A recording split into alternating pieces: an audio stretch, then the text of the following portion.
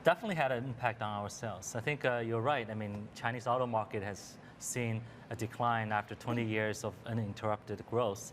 And also the new energy market, I think because of the subsidy cut this year, also experienced decline for the first time in recent history. So I think this is something that we just have to digest through, because I think an overall demand and the drivers for EV, I think, is still there. For environmental reasons, for cost reasons, and also for the infrastructure build out that has been pushed by the government.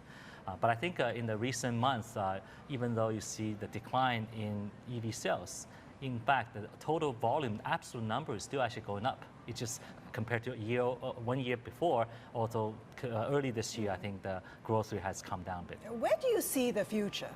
I mean, it's such a broad term where, it's going to be the future, we're going to have autonomous, but what is the future? How realistic is the future?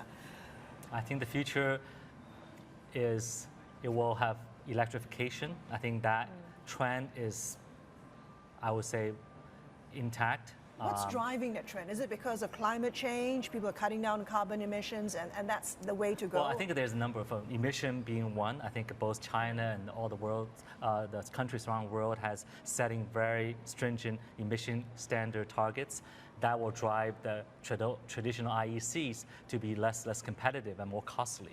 Secondly, I think EV as a product has become more popular because they are easier to use. It's also a perfect platform for intelligence and autonomous driving.